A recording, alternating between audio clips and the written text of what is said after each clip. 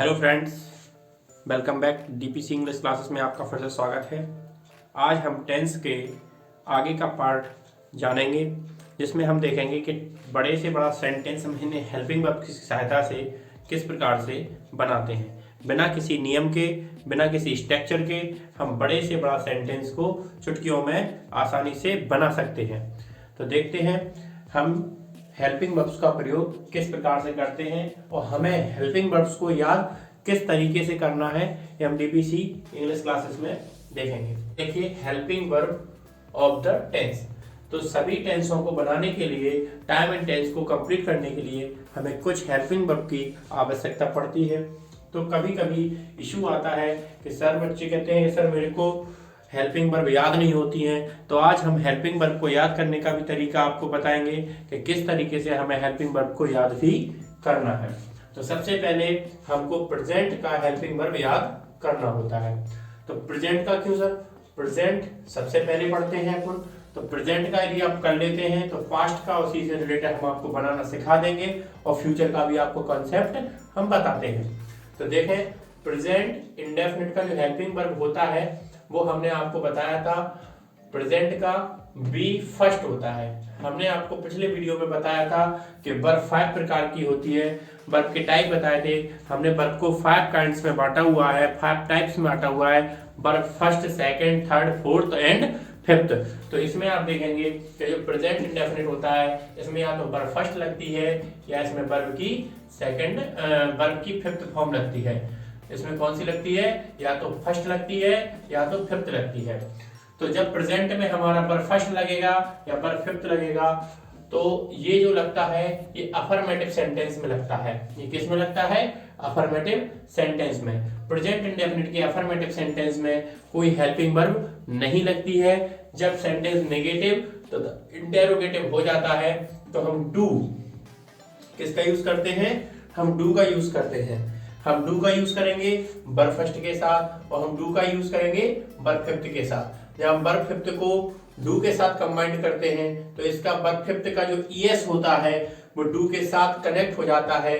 तो इसमें अपन एडिशनल में क्या लगा देते हैं? डज लगा देते हैं। क्या लगा देते हैं? इसको ईएस लगा के डज बना देते हैं। ये अपना डू भी हो जाता है और इसी से डज बन जाता है। यदि वर्ब फर्स्ट के साथ काम करता है तो ये डू का डू रहेगा और वर्ब फिफ्थ के साथ काम करता है तो डज रहेगा। अब बारी आती है कॉन्टिन्यूअस की। तो प्रेजेंट कॉन्टिन्यूअस की जो हेल्पिंग वर्ब है तो वो इज आरएम है। क्यों है इज आरएम? इज आरएम ही क्यों बनी इसकी? तो इसके लिए मैं आपको बता दूं कि कॉन्टिन्यूअस में मैंने आपको पिछले वीडियो में बताया है कि कॉन्टिन्यूअस मीन्स होता है काम का जारी होना। जब कोई काम जारी होता है तो काम हो रहा होता है और काम के होना को हम इंग्लिश में वर्ब में बी बोलते हैं। बी मीन्स होना होता है। तो be equal to is are am भी होता है। इज आर एम बी का इक्वल होता है। बी का यदि मीनिंग निकालते हैं तो इज आर एम ही होता है। तो be equal to is are am होता है। तो इज है जो आपका ही सी इट नेम के साथ लगता है। किसके साथ लगता है? ही सी इट और नेम के साथ लगता है। और आपका आर है जो आर यू और बी और दे के साथ लगता है। किसके साथ लगता है? यू बी दे के साथ लगता है। एम जो बचता है वो आई के साथ लगता है। ऐसे अपन देखते हैं प्रेजेंट परफेक्ट का। तो प्रेजेंट परफेक्ट में काम कंप्लीट हो जाता है। काम कैसा हो जाता है? फिनिश हो जाता है। तो फिनिश वर्क के लिए हम हैज हैव का यूज करते हैं। किस हेल्पिंग वर्ब का यूज करते हैं? हैज एंड हैव का यूज करते हैं। तो यहाँ पे देखिए सेम सिचुएशन, हैज है जो कि ही सी इट नेम के साथ लगता है। किसके साथ लगता है? ही सी इट और नेम के साथ हैज लग जाता है। और जो भी आपके बचते हैं सारे वो यू बी दे वो आपका हैव के साथ लगते हैं। यू बी दे किसके साथ आता है? और आई के साथ हैव आता है। इसके बाद देखते हैं परफेक्ट कंटिन्यूअस टेंस। तो परफेक्ट कंटिन्यूअस में टेंस में क्या होता है? काम चल तो रहा होता है लेकिन भूतकाल से रिलेटेड होता है। तो काम चल रहा होता है तो रहा होता है। तो यदि आप इसका कॉन्सेप्ट बनाना चाहते हैं तो देखिए परफेक्ट के लिए इसमें बीन जोड़ देंगे क्योंकि काम पूरा भी हो जाता है। तो हैज हैव प्लस बीन क्योंकि जब काम अपन पास्ट में कंप्लीट करते हैं, पास्ट में स्टार्ट करते हैं, तो वो काम पास्ट में अपन ने कम स्टार्ट किया तो अपन को पता रहता है कि ये काम कब से स्टार्ट हुआ था। यदि अपन टाइमलाइन के शुरू में देखें तो हमें पता चलता है, जैसे हम यहाँ पे होते हैं तो यहाँ से हमने वर्क स्टार्ट किया। यदि अपन प्रेजेंट परफेक्ट कंटिन्यूअस की बात करते हैं तो यहाँ से काम स्टार्ट किया, यहाँ पे आके चल रहा होता है। यदि हम पास्ट की बात करते हैं तो यहीं से काम स्टार्ट हुआ, यहाँ पे आ जाएगा। फ्यूचर की बात करते हैं तो परफेक्ट कंटिन्यूअस में यहीं से स्टार्ट होगा, ये पास्ट होता है बेटा, ये प्रेजेंट होता है और ये होता है फ्यूचर। तो यहाँ से स्टार्ट होगा, यहाँ तक जाएगा। तो ये होती है टाइमलाइन वाली बात। तो आपको समझ में आ गया होगा कि परफेक्ट कंटिन्यूअस में काम क्या होता है, पास्ट से ही स्टार्ट होता है और पास्ट से लेकर प्रेजेंट से लेकर फ्यूचर तक चलता है। जैसे जैसे आपके टेंस होते हैं उसी हिसाब से चलता जाता है। फ्यूचर में पास्ट से शुरू होगा, फ्यूचर तक जाएगा। प्रेजेंट में पास्ट से शुरू होगा, प्रेजेंट तक जाएगा। और पास्ट में पास्ट से ही शुरू होगा और पास्ट में ही खत्म हो जाएगा। तो इस हिसाब से अपन को प्रेजेंट की हेल्पिंग वर्ब याद करने में अब कोई दिक्कत नहीं आनी चाहिए। तो आप देखिए यहाँ पे पास्ट में, यहाँ पे वर्ब का सेकंड था, पास्ट इंडेफिनिट में वर्ब का सेकंड हो जाएगा, क्योंकि पास्ट जो होती है वर्ब की सेकंड फॉर्म एडॉप्ट करती है। इसके बाद जो है डू का सेकंड फॉर्म क्या होता है, वर्ब के अकॉर्डिंग डू का सेकंड फॉर्म बेटा थर्ड डिड होता है। क्या होता है, डिड होता है। तो अब यहाँ पे वर्ब की सेकंड अकेली है, ये यहाँ पे कोई फिफ्थ तो है नहीं जो डिड का अपन फॉर्म चेंज कर सके। यहाँ पे तो फर्स्ट भी था, फिफ्थ भी था, इसलिए डू भी लगा। और फिफ्थ में से वर्ब फिफ्थ कब बनती है, जब एस और ईएस लगा देते हैं वर्ब फर्स्ट में, तब वर्ब फिफ्थ बनती है। इसलिए यहाँ पे ईएस और लग जाता है कभी कभी। हीसी ड्रेम के साथ आपका डज लग जाएगा और यूबीडे के साथ आपका डू लग जाएगा। लेकिन यहाँ तो वर्ब की सेकंड ही अकेली है, तो सेकंड है तो वर्ब की सेकंड आएगी, तो डू का सेकंड डिड हो गया। ऐसे ही अपन इसमें देखते हैं। तो इज आरएम जो होता है, इज आरएम का पास्ट फॉर्म, इज आरएम का पास्ट फॉर्म वाज और वर होता है। इसका आरएम का पास्ट फॉर्म क्या होता है, वाज वर होता है। यहां से भी देख सकते हैं। और बी का पास्ट फॉर्म भी वाज वर होता है। बी का पास्ट फॉर्म क्या होता है, वाज वर होता है। बी वाज बीन ये वर्ब होती है। तो यहाँ पे देखें आई और ही सी इट नेम, आई और ही सी इट और किसी का भी नेम होता है। तो अपन क्या करते हैं, बाज का यूज करते हैं। और जो भी शेष बचे हैं अदर सब्जेक्ट जो सारे बचते हैं यू बी दे, वो उसमें अदर में किस में आ जाता है, बर में आ जाता है। अब हैज़ सर हैज़ का भी पास्ट होता है, तो हैज़ का भी बर में। हैज़ का पास्ट क्या होता है, हैड होता है। तो पास्ट परफेक्ट की बन गई है। और परफेक्ट कंटिन्यूअस में तो आपको पता ही है कि जब एक हेल्पिंग वर्ब होती है तो वो ऑल सब्जेक्ट के साथ आती है।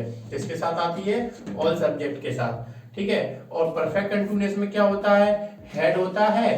हेड के बाद अपन क्या जोड़ देते हैं, ओनली बीन जोड़ दिया जाता है। तो आपका परफेक्ट कंटिन्यूअस का बनता है। अब सर फ्यूचर का किस कॉन्सेप्ट करें, क्योंकि फ्यूचर तो कोई टेंस ही नहीं होता। फ्यूचर क्या होता है, टाइम होता है। जब फ्यूचर टाइम होता है तो इसके लिए हेल्पिंग वर्ब भी अलग होंगी। फ्यूचर में क्या होती है, फ्यूचर तो भविष्य होता है। भविष्य में तो अपन कल्पना करते हैं, इच्छा करते हैं, किसी भी चीज की डिजायर रखते हैं। तो जब हम किसी चीज की इच्छा करते हैं, विलिंग पावर करते हैं, तो विलिंग देखिए, विल मीन्स होता है इच्छा। तो विल और सेल, इसमें दो हेल्पिंग वर्ब आती है इच्छा व्यक्त करने के लिए, कामना करने के लिए।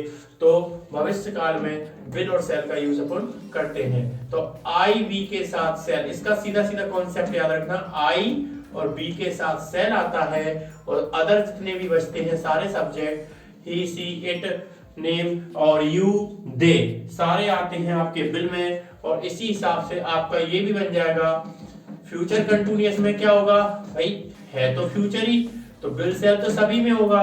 कंटिन्यूअस में मैंने आपको बताया था कंटिन्यूअस का फॉर्म क्या होता है, बी, तो बी इसमें जुड़ जाता है, क्योंकि ये टेंस नहीं है, ये टाइम है। और टाइम में वर्ब का रियल फॉर्म रखता है। तो विल सेल के साथ बी हो गया। ऐसे इसमें देखिए विल सेल के साथ हैव पहुंच जाएगा। क्या पहुंच जाएगा बच्चों, हैव पहुंच जाएगा। लगेंगे आईबी के साथ सेल सभी सात टेंसों में, और विल सेल, और देखिए will sell plus have been, will sell plus have been, ये हो गया हमारा फ्यूचर परफेक्ट कंटिन्यूअस का। प्लस में बीन जोड़ दिया जाता है इसमें भी।